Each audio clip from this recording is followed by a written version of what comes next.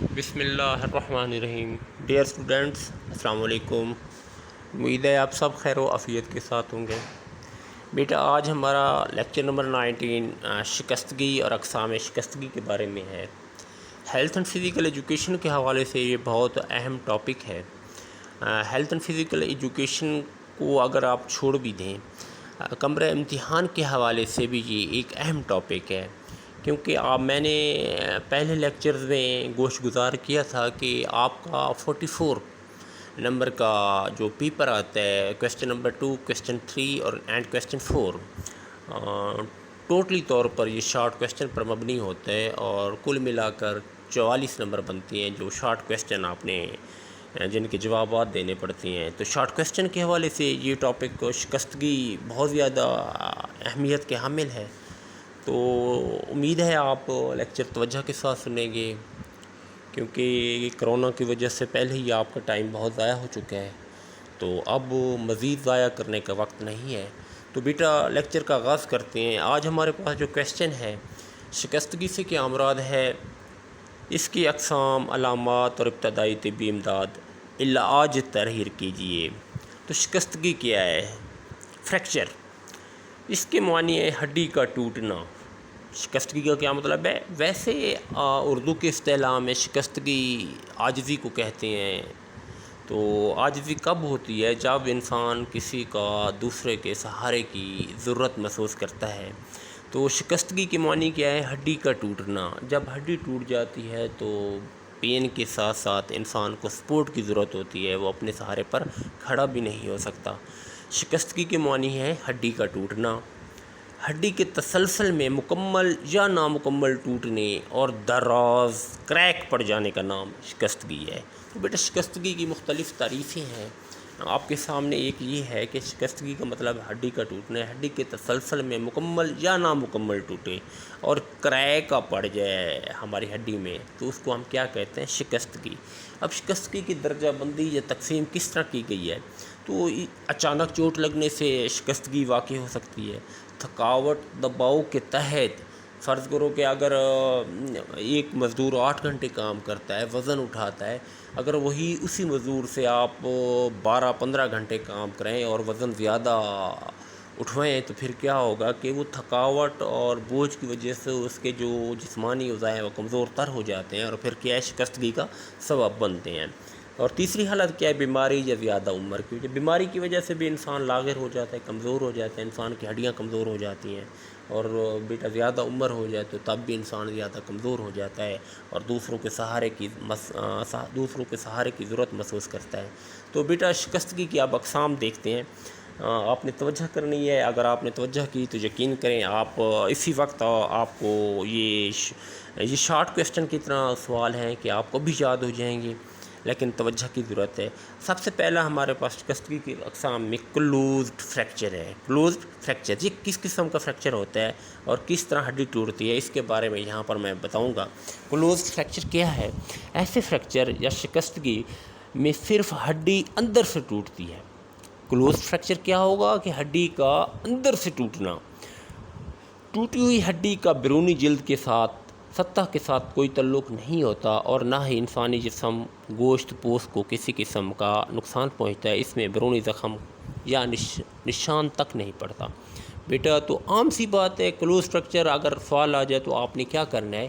Close fracture ایسا fracture ہے کہ جس میں ہڈی اندر سے ٹوٹتی ہے اور باہر معلوم تک نہیں ہوتا، باہر انسانی جلد پر نشان تک نہیں پڑتا، تو ہم اسے کیا کہتے ہیں؟ Closed fracture. ٹھیک ہے بیٹا، اس کے بعد number 2 compound fracture. Compound fracture کیا ہے؟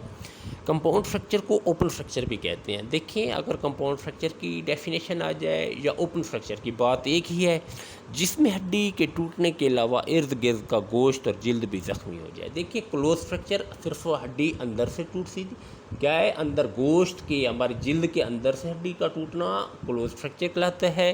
کمپاؤنڈ فریکچر کیا ہے کہ ہڈی ٹوٹ جائے اور ارد گرد کا ایریا بھی متاثر ہو، یعنی کہ گوشت اور جلد بھی زخمی ہو جائے، تو ہم اسے کیا کہتے ہیں؟ Compound fracture. Similar open fracture, بعض اوقات ٹوٹی ہوئی ہڈی کے سارے گوشت کو پھاڑ کر نکل آتے ہیں یا زخم میں سے دکھائی دے رہے ہوتے ہیں، اس فریکچر میں سے اکثر خون کی کسی نالی کے کٹ جانے سے خون بھی بہت زیادہ بہتا ہے، تو اسے ہم کیا کہتے ہیں؟ Compound fracture.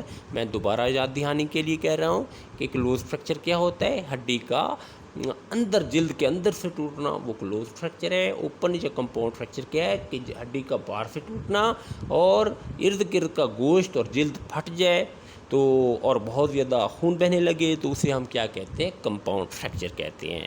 Number 3 oblique fracture. Oblique fracture, یہ اوبلیک فریکچر کیا ہے جی؟ اس فریکچر میں ہڈی لمبے یا ترچے رخ ٹوٹتی ہے، ٹھیک ہے؟ اس فریکچر میں لمبی ہڈی ترچے رخ ٹوٹتی ہے۔ یہ ہماری نل جو ہم یہ گھٹنے کے نیچے کی جو ہڈی ہے، یہ لمبی ہماری ہڈی ہے جو پاؤں تک، یہ فٹ تک جاتی ہے، تو اس فریکچر میں لمبی ہڈی ترچے رخ ٹوٹتی ہے۔ اس طرز کی شکستگی میں حرکت سے خون کی نالیوں کو ہڈی کے نوکیلے کناروں کی وجہ سے نقصان ہوتا ہے اور ذرا سی لاپرواہی کی وجہ سے یہ اوپن فریکچر میں تبدیل ہو جاتا ہے۔ اوپن فریکچر کیا ہے؟ جس میں خون بھی بہت زیادہ بہتا ہے اور ارد گرد کی جگہ بھی زیادہ متاثر ہوتی ہے۔ تو اوبلیک کیا ہے بیٹا؟ جو ہڈی، لمبی ہڈی ترچے رخ ٹوٹ جائے اسے اوبلیک فریکچر کہتے ہیں۔ اب ٹرانسورس فریکچر ہے نمبر 4۔ یہ ایسی شکستگی ہے جس میں کوئی لمبی ہڈی درمیان سے چوڑے رخ ٹوٹتی ہے، چوڑے رخ، جس کے سمجھ آئی، چوڑائی کے رخ ٹوٹتی ہے اور دو حصوں میں تقسیم ہو جاتی ہے۔ اس شکستی میں ریڈس، ہومرس، ٹیبا کی ہڈیاں شامل ہیں، ٹھیک ہے؟ ٹرانسورس کون سا فریکچر ہے؟ کہ ایسا فریکچر ہے جس میں کوئی لمبی ہڈی چوڑے انداز میں، چوڑائی کے رخ میں زیادہ ٹوٹتی ہے اور دو حصوں میں تقسیم ہو جاتی ہے۔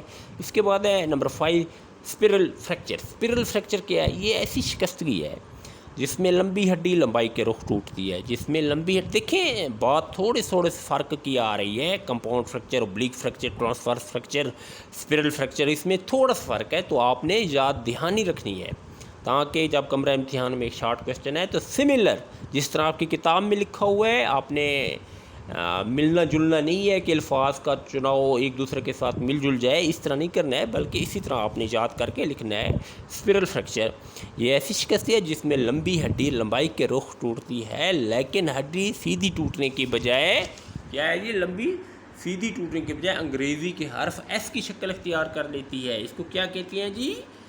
اسپرل فریکچر۔ اسپرل فریکچر کیا کہتے ہیں؟ ابھی میں اس کی مثال آپ کو دیتا ہوں اسپرل فریکچر کی۔ یہ ہمارے پاس اسپرل فریکچر کون سا، کس جگہ پر لکھا ہو؟ یہ ہمارے پاس اسپرل فریکچر ہے کہ اب یہ دیکھیں یہ ایس کی شکل اختیار کر لیتی ہے۔ یہ ہمارے پاس کون سی ہڈی کا ہے؟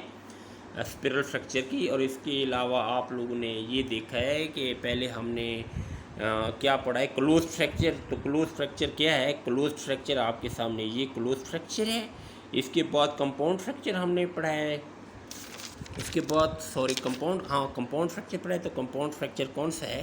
یہ ہمارے پاس دوسرے نمبر پر کمپاؤنڈ ہے، تیسرے نمبر پر یہ اوبلیک فریکچر ہے ہمارے پاس، اور چوتھے نمبر پر یہ ٹرانسورس فریکچر ہے۔ تو یہ ساتھ ساتھ میں آپ کی یاد دہانی کے لیے یہ ایک ہنٹس آپ کو دے رہا ہوں کہ یہ آپ نے یاد کرنی ہے، تو ضرور آپ توجہ دیں اس پر۔ تو بیٹا نمبر 6 کی ہے پیچیدہ فریکچر۔ یہ ایسی شکست ہے جس میں ہڈی ٹوٹ کر ریزہ ریزہ ہو جاتی ہے اور بعض اوقات ہڈی ٹوٹ کر کسی اور اعضاء میں پیوست یا دھس جاتی ہے، یعنی کہ ہڈی ٹوٹ کر کسی دوسرے عضو میں، ہمارے جسم کے کسی دوسرے عضو میں دھس جائے، مثلا پسلی ٹوٹ کر پھیپھڑوں میں یا کھوپڑی کی ہڈی ٹوٹ کر دماغ میں داخل ہو جائے، تو اسے کیا کہتے ہیں؟ پیچیدہ، ٹف فریکچر ہے، یہ کمپلیکیٹڈ جسے آپ کہتے ہیں۔ یہ ایسی شکست ہے جس میں ہڈی ٹوٹ کر ریزہ ریزہ ہو جاتی ہے اور بعض اوقات ہڈی ٹوٹ کر کسی اور اعضاء میں دھس جاتی ہے، تو اس کو ہم کیا کہتے ہیں؟ پسلی ٹوٹ کر پھیپھڑوں میں یا کھوپڑی کی ہڈی ٹوٹ کر دماغ میں، تو اسے ہم پیچیدہ فریکچر کہتے ہیں یا کمپلیکیٹڈ۔ تو کمپلیکیٹڈ کی مثال یہاں پر یہ آپ کے سامنے ہے کہ دیکھیں ہڈی ٹوٹ کر دوسرے عضو میں، دوسرے حصے میں پست ہو جاتی ہے، تو اس کو کیا کہتے ہیں؟ Complicated fracture. اس کے بعد بیٹا اگلے نمبر پر ہے کرش فریکچر۔ کرش فریکچر کیا ہے؟ اب کرش اپنے نام سے ہی ظاہر ہے کہ تہس نہس کر دے، بہت زیادہ ہڈی کچوبر نکل آیا جائے، اس کو کیا کہتے ہیں؟ کرش فریکچر۔ ایسی شکست جس میں صرف ہڈی ٹوٹ کر ریزہ ریزہ ہو جائے اور وہ پاؤڈر کی صورت اختیار کر جاتی ہے. یہ ہڈی دوبارہ اپنی اصلی حالت میں کسی صورت میں نہیں ہے. ایسی شکستگی میں ریڑھ کی ہڈی کے مورے شامل ہیں. تو کرش فریکچر کی مثال بھی آپ کے سامنے دکھا دیتے ہیں بیٹا کہ یہ کرش فریکچر کی مثال ہے آپ کے سامنے. یہ کرش فریکچر کی ٹھیک ہے. کرش فریکچر کیا ہے کہ ہڈی ٹوٹ کر ریزہ پاؤڈر کی شکل اختیار کر لیتی ہے اور دوبارہ اصلی حالت میں کسی صورت وہ نہیں آ سکتی. اس کے بعد بیٹا ہے greenstick fracture. Greenstick fracture کیا ہے جی؟ گرین سٹک فریکچر میں ہڈی مکمل طور پر ٹوٹنے کے بجائے اس میں خم آ جاتا ہے, جھکاؤ آ جاتا ہے اور ان میں ایک سائڈ سے دراڑ پڑ جاتی ہے. یہ شکستگی زیادہ تر 10 سال سے کم عمر کے بچوں کے بازوں میں سے ہوتی ہے, کیونکہ بچوں کی ہڈیاں نرم اور لچکدار ہوتی ہیں, اس لیے ٹوٹنے کے بجائے درخت کی ہری تازہ شاخ کی طرح یہ مڑ کر ٹیڑھی ہو جاتی ہیں. تو گرین سٹک فریکچر کی مثال یہ آپ کے سامنے ہے.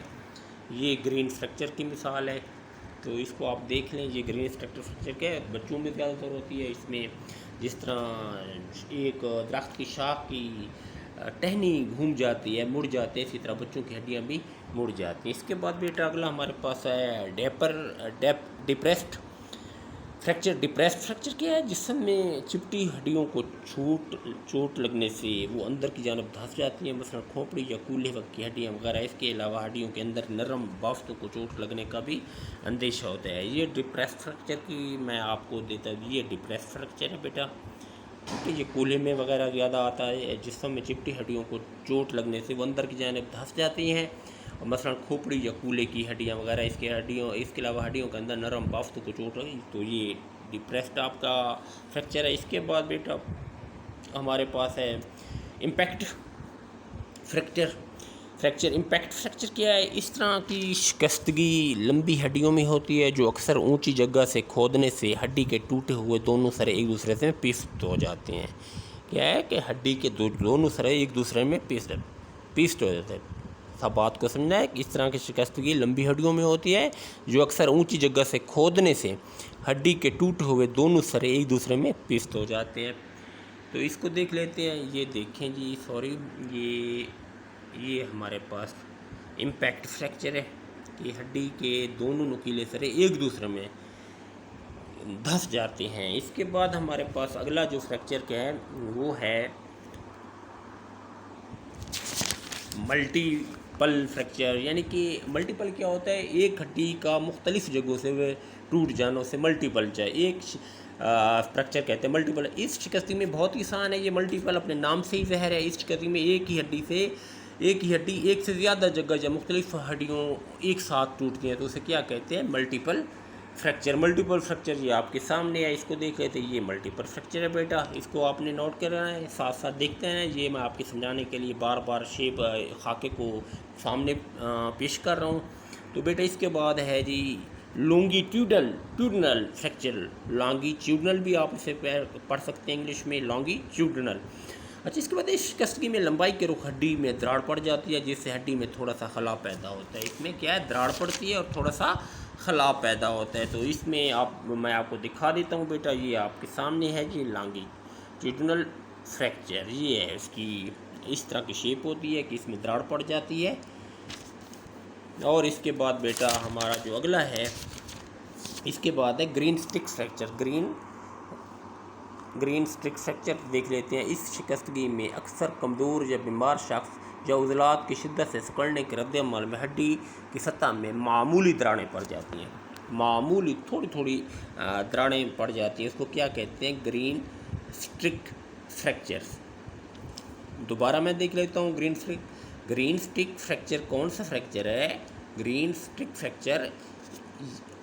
سٹک فریکچر میں ہڈی مکمل طور پر ٹوٹنے کے بجائے اس میں خم آ جاتا ہے. ان میں ایک سائڈ سے دراڑ پڑ جاتی ہے. یہ شکستگی زیادہ تر سوری بیٹا, یہ گرین سٹک فریکچر ہم نے پڑھ لیا ہے. اس کے یہ ہمارے پاس ہے اب لانگیٹیوڈنل اور اسٹریس فریکچر ہے. Stress fracture.